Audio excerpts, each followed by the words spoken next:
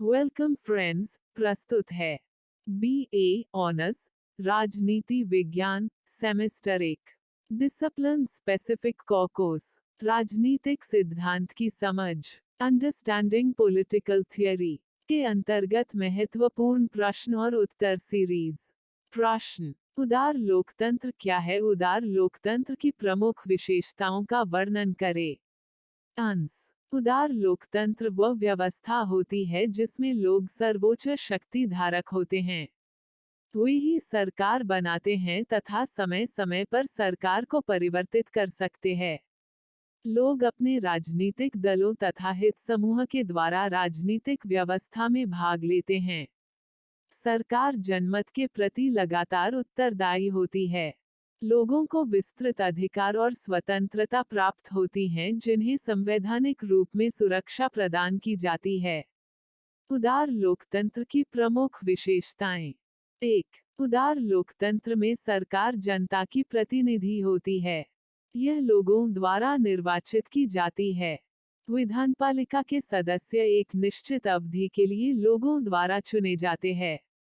विधानपालिका राष्ट्रीय जनमत का प्रतिनिधित्व करती है तथा राष्ट्र के धन पर नियंत्रण रखती है।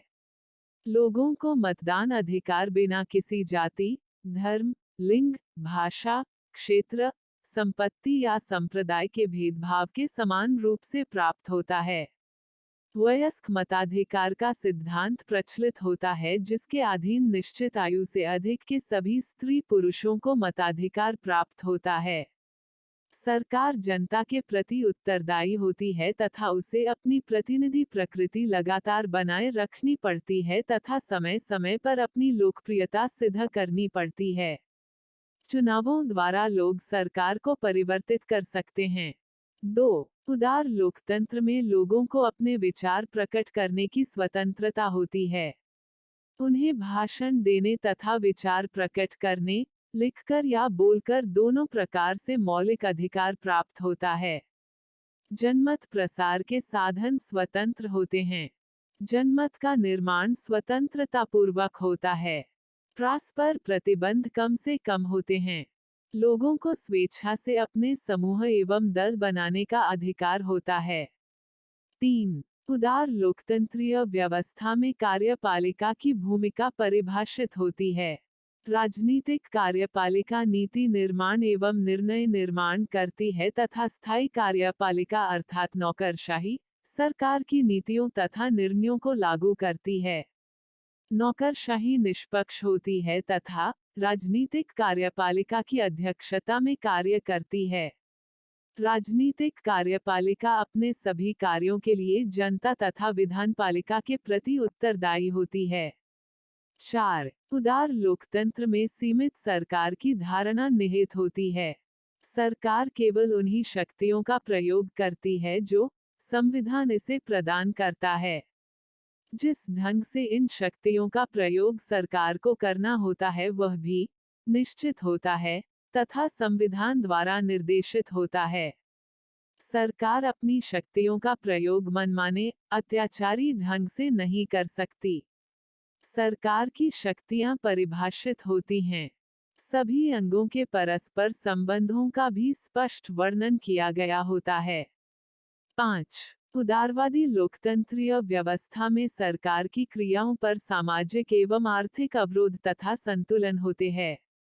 ऐसा समाज में विद्यमान विभिन्न हित समूहों तथा अन्य सामाजिक आर्थिक संस्थाओं के द्वारा किया जाता है। इन्हें समाज में कार्य करने की स्वतंत्रता प्राप्त होती है। हित समूह सामाजिक आर्थिक संस्थाएं तथा राजनीतिक दल, हित स्पष्टीकरण, हित समूहीकरण, राजनीतिक संचार तथा राजनीतिक समाजीकरण एवं भर्ती में प्रमुख भूमिका निभाते हैं। ये सरकार के नीति निर्माण तथा निर्णय निर्माण कार्यों को प्रभावित करते हैं। सभी निर्णय, विशेषकर सामाजिक आर्थिक निर्णय सरकार द्वारा अकेले ही नहीं लिए जाते। हित समूह इस क्रिया में भागीदार बनते हैं। 6. उदार लोकतंत्र में राजनीति में लोगों की भागीदारी का स्तर काफी विशाल और ऊंचा होता है।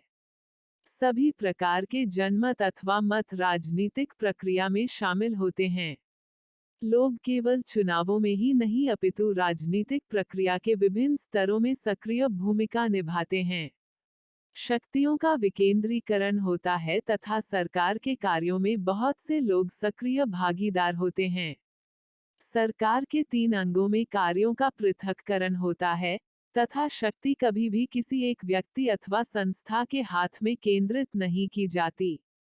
तीनों अंगों में कार्यों का पृथक्करण सत्तावाद तथा मनमाने रूप में शक्ति प्रयोग के विरुद्ध एक सुरक्षात्मक कदम होता है। विधानपालिका के दोनों सदन एक दूसरे पर रोक लगाते हैं। राजनीति में विद्यमान राजनीतिक दल एक दूसरे पर रोक लगाते हैं। विरोधी दल सत्तारूढ़ दल की नीतियों की लगातार आलोचना करते रहते हैं तथा वैकल्पिक नीतियां जनता के सम्मुख रखते हैं। राजनीतिक व्यवस्था में दल निर्माण की स्वतंत्रता होती है तथा कम से कम 2 राजनीतिक दल राजनीति में सक्रिय भूमिका निभा रहे होते हैं। समय समय पर शासन सत्ता राजनीतिक दलों के पास होती है। 7. उदार लोकतंत्र में लोग स्वतंत्र रूप में राजनीतिक शिक्षा प्राप्त करते हैं। वे स्वतंत्र तथा प्रत्यक्ष राजनीतिक समाजीकरण की प्रक्रिया द्वारा स्वाभाविक रूप में राजनीतिक संस्कृति को ग्रहण करते हैं तथा राजनीति में भाग लेते हैं। उदार लोकतंत्र में राजनीतिक भर्ती सभी के लिए खुली होती है।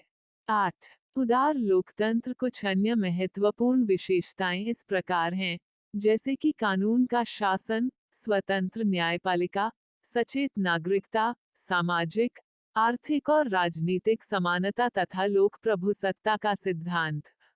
इन विशेषताओं की उपस्थिति परंपरागत रूप से लोकतंत्र में विद्यमान होती है। लेकिन उदार लोकतंत्र तभी सफलता से कार्य कर पाता है जबकि लोग शिक्षित हो, अपने अधिकार तथा कर्तव्य के प्रति सचेत हों तथा समाज में आर्थिक समानता हो।